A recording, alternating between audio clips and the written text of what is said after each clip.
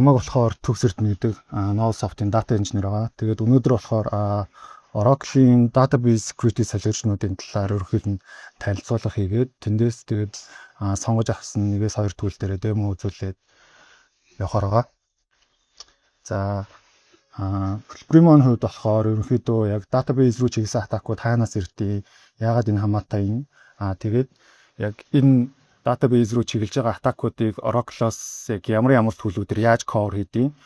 Тэгээд identity болон governance болон access management-ийн талаар баг зэрэг яриад тэгээд ер нь демо үзүүлээд summary хийгээд дуусгах.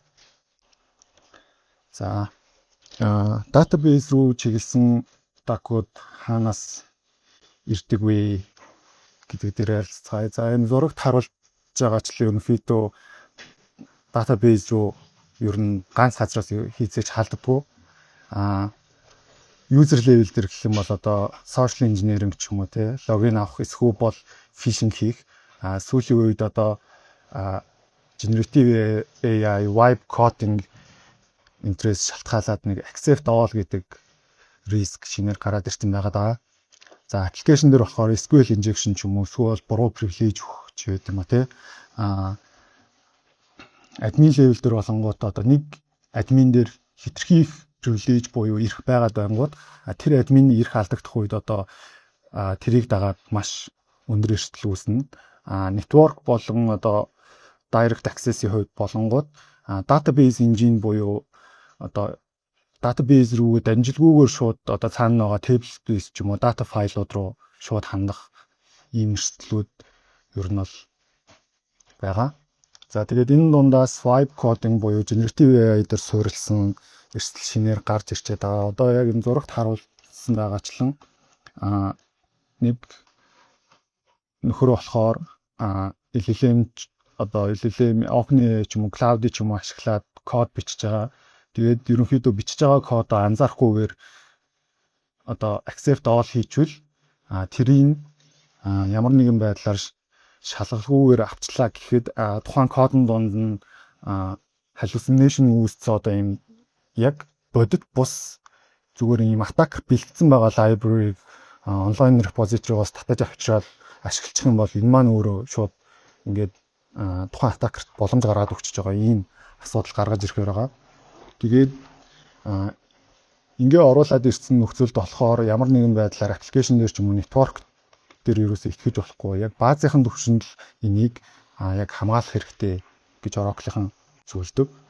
За тэгээд дахиад болонгууд одоо ингээд хэдий баазууд датагаа хадгалаад хамгаалаад encrypt хийдэг ч гэсэн одоо ямар нэгэн байдлаар encrypt хийгдсэн датаг одоо ингээд цуглуулж байлгаж агаад одоо ингээд quantum computer, super computer энэ төр маш хурдцтай хөгжиж байгаа үед ирээдүйд тэр цуглуулсан датагаа decrypt хийгээд ашиглах гэдэг ийм шинэ хоёр төрлийн эрсдэл ер нь гарч ирж байгаа.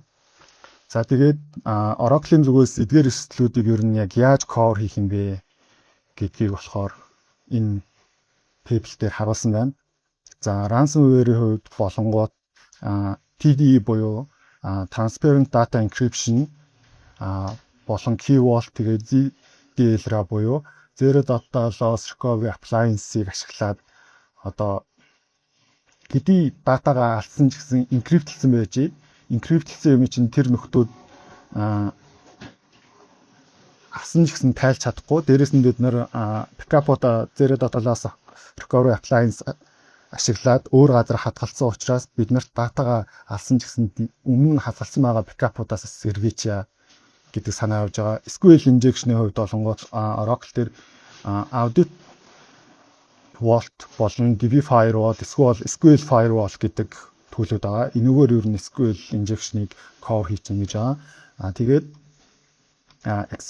excessive privilege буюу одоо ямар нэг admin user дээр хитрхи их оногдсон ч юм уу ер нь privilege өндөртэй user дээр асуудлыг database vault болон энэ privilege analysis гэдэг энэ төлөөр ер нь cover хийчихнэ. Тэгээд quantum harvest гэдэг саяны шинэ төрлийн эрсдлийг болонгууд Oracle сая 26 яас ихсүүлээд AES 256 гэдэг алгоритм марк инкриптлэх боломжийг гаргаад ирсэн. Тэгээд сүлжээний түвшинд болонгууд TLS 1.3 гэдэг протоколыг ашиглах боломжтой болцсон байгаа. Тэгээд AI agent юм уу vibe coding дээр болохоор саяны audit vault database firewall болон DB vault эсвэл SQL firewall эднэрийг бас ашиглана.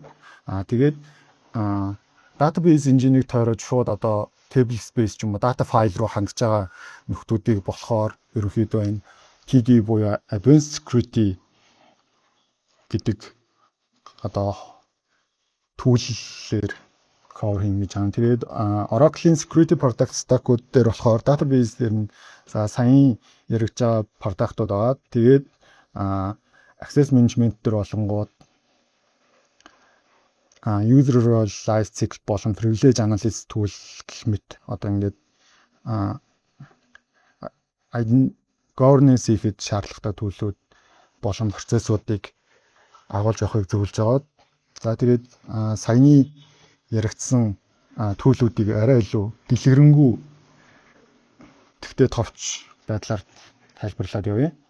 За Oracle дээр хамгийн ихэнд болонгууд database security assessment tool гэж байгаа. Энэ tool маань яадаг tool вэ гэхээр Oracle-ийн database-ийн хувьд яг ямар эрсдлүүд байгаа юм. Одоо хаана яг хамгийн эмзэг байна гэдгийг гаргаж ирж тайлбарладаг tool байгаа. Тэгээд энэ маань болохоор өөрөө free tool байгаа. Ямар нэгэн одоо нэмэлт зардал мөнгө шаардахгүй гэсэн үг. Тэгээд Oracle-ийн яг энийг юу зөвлөдөг вэ гэхээр та ингээд гадны халдлагад өртгөөсөө өмнө өөрийгөө эхлээ үнэлчихээ. Тэгээд үнснийхаа дараа яг өөрийнхөө сул цэгийг олоо тэр сул цэг дээр яг ямар tool ашиглаад тэрийг одоо сайжруулж баазынхаа security-г сайжруулж болох вэ гэдгийг одоо эндээс мэдэж авна. Тийм болохоор энийг хамгийн түрүүнд ашиглаад үзчихье гэж зөвлөдөг. За тэгээд DBSAT ер нь яг яаж ажилладаг вэ гингууд ийм үндсэн 3 компонент байгаа. Collector гэж байгаа. Энэ маань болонгууд ерөнхийдөө шууд бааз руу хандаад хэрэгтэй мэдээллүүдэд цуглуулдаг tool. Тэгээд reporter гэж байгаа. Саяны цуглуулсан байгаа мэдээлэл дээр үндэслээд JSON, Excel, тэгээд HTML болон текст байдлаар report гаргаж өгнө. Тэгээд Discoverer гэж байгаа. Энэ нөхөр маань болонгууд саяны бас цуглуулсан дата дээр үндэслээд яг хаана ямар sensitive data байгаа вэ гэдгийг хайж өгдөг ийм төлөвлөд байгаа. За тэгээд ерөнхийдөө жишээ зургууд нь бол энд байна. За тэгээд дараагийн tool гэх юм бол privilege analysis tool гэж байгаа. Энэ нөхрийг яг яах гэж ашигладаг вэ гингууд энэ нөхрийг яг одоо манай баазын юзерүүд донд ямар нэгэн хэрэггүй privilegeтэй юзерүүд байна уу гэдгийг ер нь хайж олоход илүү түлхүү ашигладаг. Тэгээд энэ бас яг least privilege-ийг олоход одоо яг хамгийн тохиромжтой төлөвлөлтийн нэг байгаа. За тэгээд audit vault болон database firewall гэж байгаа. За EVDF болонгууд ерөнхийдөө дотроо үндсэн 3 компонентээс бүрдэж байгаа. Audit vault server гэж байгаа.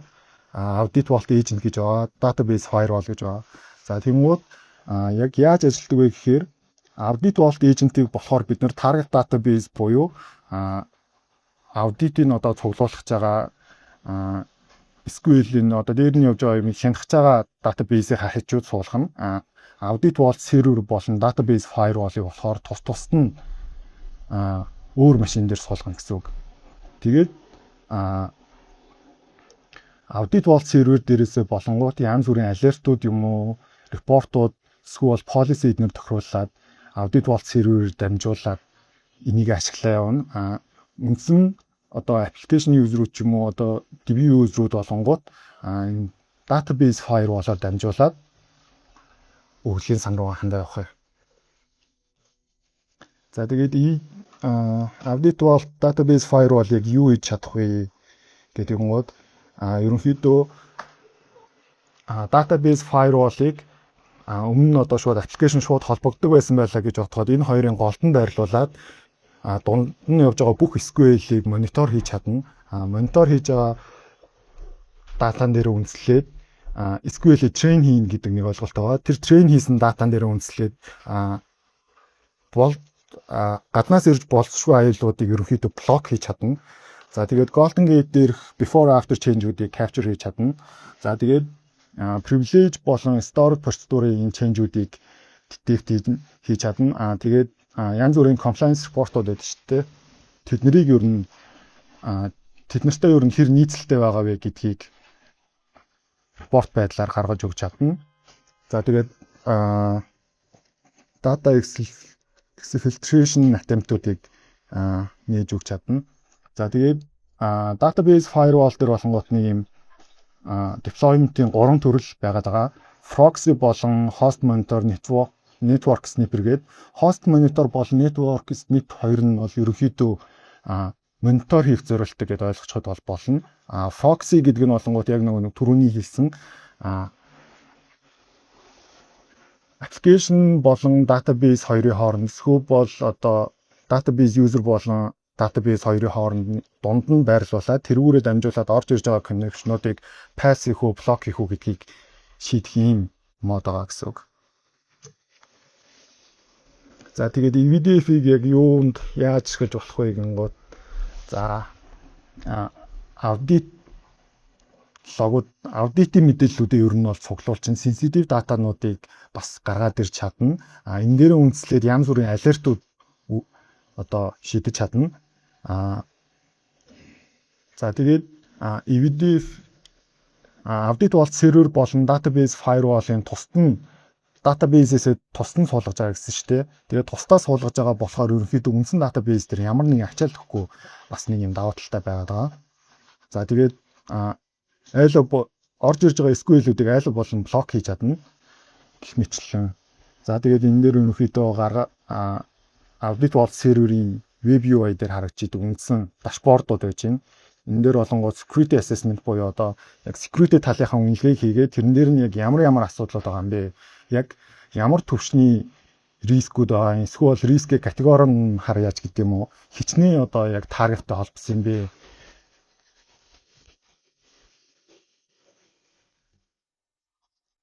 За тэгээд яг аудитынхаа цуглуулсан мэдээлэл дээр үндэслээд яг ямархуу одоо DDL-үүд хамгийн их ашиглагдаж байна. Ямархуу DML-үүд хамгийн их ашиглагдаж байна. Хамгийн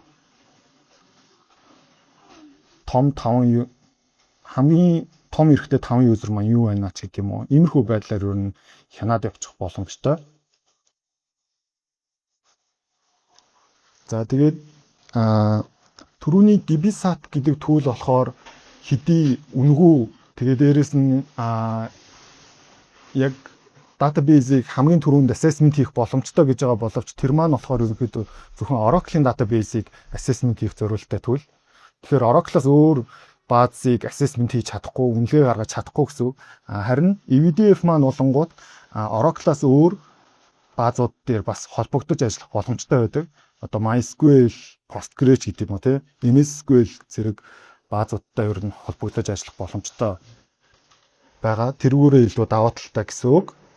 За тэгээд EVDF-ээс гадна за сая шинэ гарсан Oracle-ийн 26 database AI гэдэг юун дээр вершн дээр болонгууд Oracle SQL Firewall гэж гарч ирсэн tool орж ирсэн. Энэ маань ерөнхийдөө саяны EVDF-ийн database firewall маань Oracle 26 AI дээр болохоор built-in tool болоод ороод ирсэн гэсэн үг. Built-in гэдэг маань олчингууд яг тухайн database дээр өөртөө хамт нэг дор байж, хамт нэг дор байж байгаагийн давуу тал нь юу юм бэ гэнгүүт ямар нэгэн байдлаар саяны EVDF-ийг тусдан суулгаж байгаа болохоор шууд одоо application NASA DB руу шууд connection үүсгэх ч юм уу түрүүний database firewall-ыг тойрох боломжтой байсан бол SQL firewall дээр built-in болчихж байгаа учраас тойрох боломжгүй болчихж байгаа гэсэн үг. За тэгээд бусдаар ер нь түрүүний database firewall-ын хийж байгаа үйлдэлүүдтэй яг адилхан үйлдэлийг хийж байгаа. За тэгээд яг ямар үед SQL firewall-ыг ашиглах вэ? Ямар үед database firewall update vault серверийг ашиглах вэ гингууд саяны хэлсэнчлэн SQL firewall маань болохоор 26 AI дээрээс орж ирж байгаа built-in шинэ feature байгаа. Харин одоо Oracle 21 болон түүнээс доош вершнүүд төр болохоор зөвхөн бид нэр одоо монитор хийх аудит лог эднэрийг харахыг centralized байдлаар харахыг хүсэх юм бол энэ UDL-ийг ашиглана гэсэн үг. Тэгээд энэ маань болонгууд нөгөө нэг бусад database-үүдтэй холбогддог гэдэг нь бас давуу талтай байгаад байгаа. Тэгээд centralized audit үүсчихнэ гэсэн үг. За энэ маань built-in болохоор шууд ямар ч нэмэлт сервер ресурс энэ шаардахгүй. Тэгээд bypass хийхгүй. Тэгээд зөвхөн 26 болон түүнээс хаашаа орж ирж байгаа feature гэсэн үг.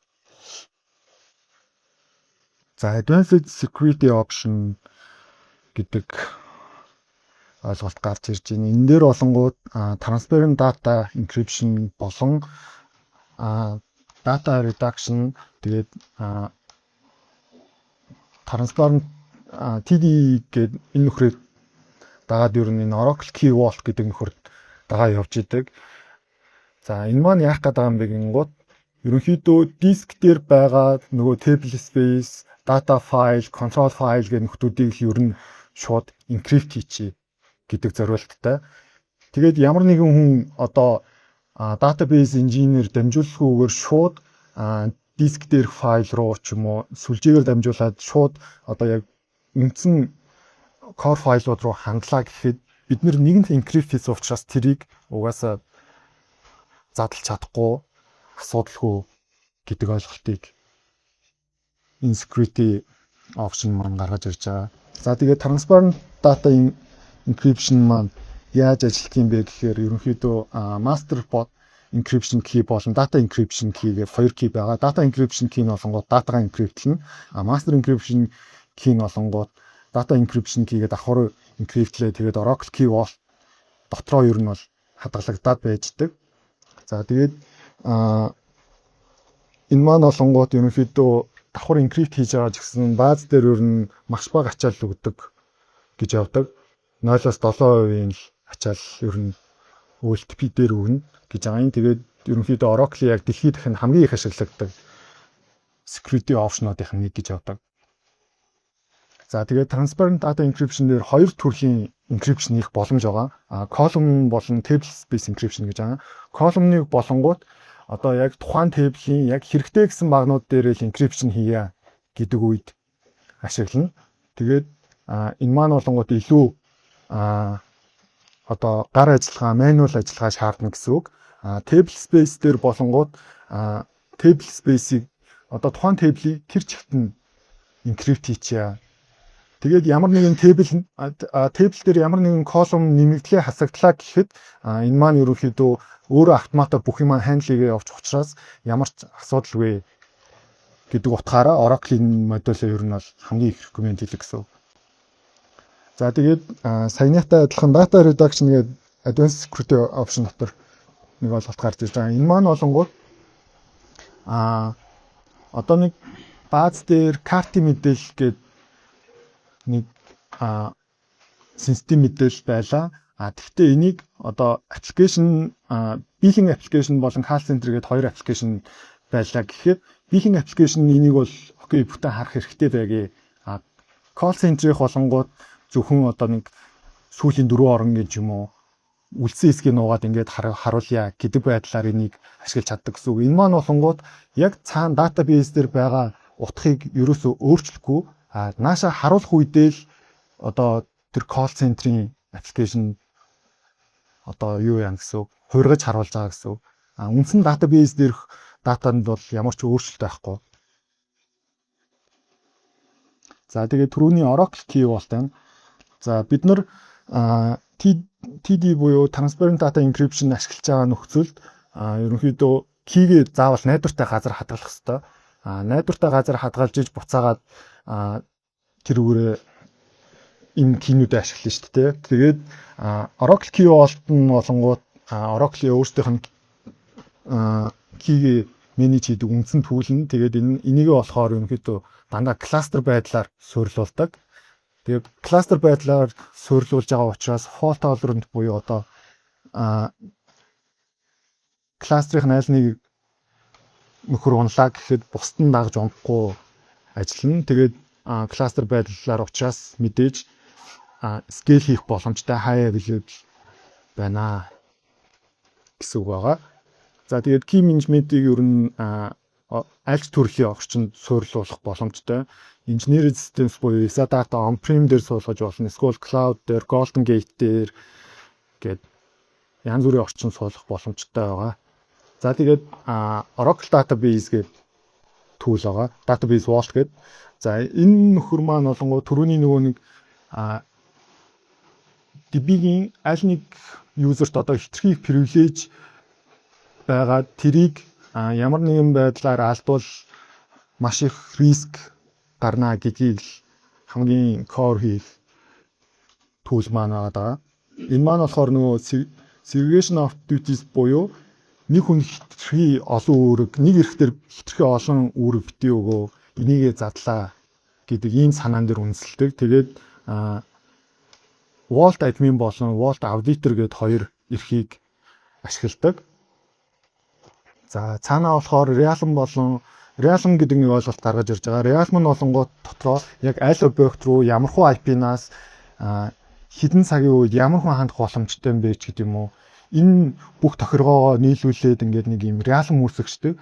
Тэгээд бусад одоо яг тэр одоо DBA user ч байсан ч юм уу ямар нэгэн admin user байлаа гэдэг тэр realm руу хандах хэрэгтэй биш л бол тухайн одоо дата руу хандаж чадахгүй гэсэн үг. Тэгээд яг энүүгээрээ нөгөө segregation duties гэдэг ойлголтоо баталж байгаа гэсэн үг. Тэгээд Oracle болохоор ерөнхийдөө яг энтэй адилхан ийм шиг санал болгодог өөр ямар ч биш vendor байхгүй гэж ярьдаг. За түрүүний realm болон segregation of duties гэдэг ойлголт маань явж байна. За data mask болон subsetting гэдэг. За data mask маань болонгууд ерөнхийдөө бид нар production database-с гадна DB юм уу staging орчин гэж үүсгдэг шүү дээ. Тэнгуут DB юм уу staging орчин. За staging орчны хувьд бол production баазтайгаа ер нь бол яг адилхан байх ёстой ч гэдэг юм уу. Тиймэрхүү үед production орчин дээр байгаа датаг masklаад staging орчин дээр үүсгэж гэдэг юм уу. Тийм үед илүү их хэрэглэгддэг гэсэн үг. Тэгээд тэгж хэрэглэхтэй болохоор ямар нэгэн одоо condition ч юм уу эсвэл зүгээр юм shuffle байдлаар яг production орчин дээрээс ямар датаг нэг тодорхой логикийн дагуу staging орчин руу ямар ч байсан production-тай адилхан одоо ийм бүтэц логиктой гэхдээ дээрх дата нь одоо хүн хараад шууд ойлгохооргүй бусад аппликейшн хараад шууд юу хараагүй өмнө ямар дата байсныг мэдэгдээгүй хэмжээнд өөрчлөлт гэсэн үг. Тэгээд энэ маань түрүүний нөгөө нэг data reduction-аас юугаар ялгаатай вэ гэхээр data reduction бол яг бааз дээрх байгаа утгыг өөрчлөхгүйгээр нааша одоо хэрэглэгчдэд харуулахдаа өөрчлөлтийгээ харуулдаг бол data mask маань болохоор шууд шинэ орчин зөөхтөө тэр чигт нь өөрчлөөд зөөдөг гэсэн. За Oracle Data Safe гэдэг нэг tool байгаа. Энэ маань гэхдээ ерөнхийдөө түрүүний нөгөө нэг Audit Vault DB Firewall-тай ойролцоо тэгээд илүү cloud зориулсан сервис байгаа. За тэгээд 26 AI дээрх шинэ security боломжууд юу байгаа юм бэ гэхэд 26 AI дээрээс multi-factor authentication хийх боломжтой болж ирсэн. Тэгээд schema level дээр privilege оноож өгөх боломжтой болсон. За тэгээд developer буюу одоо production data руу хандахгүйгээр staging мод DB орчиндоо яг least privilege-ийг зааж өгөх боломжтой болсон. За тэгэнгүүт quantum persistent encryption буюу одоо нөгөө түрүүний TD transparent data encryption хийхдээ илүү эндэгшилтэд алгоритм ашиглах боломжийг гаргаж ирж байгаа. Тэгээд TLS 1.3 гэдэг протоколыг оруулж ирээд ашиглах боломжтой болчихж байгаа гэсэн. За тэгээд identity болон access management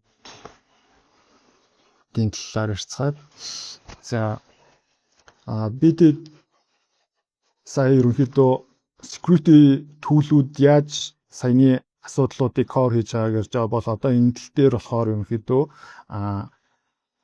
яг ямархуу процессын дагуу identity governance хийгээд access management-ийг хангах хэрэгтэй юм бэ гэдэг дээр Oracle-ын яг юу зөвлөдөг вэ гэхээр GML буюу ямар ч хүн ороод гарсан эсвэл шилжсэн энэ автомат байвал маш зүгээр.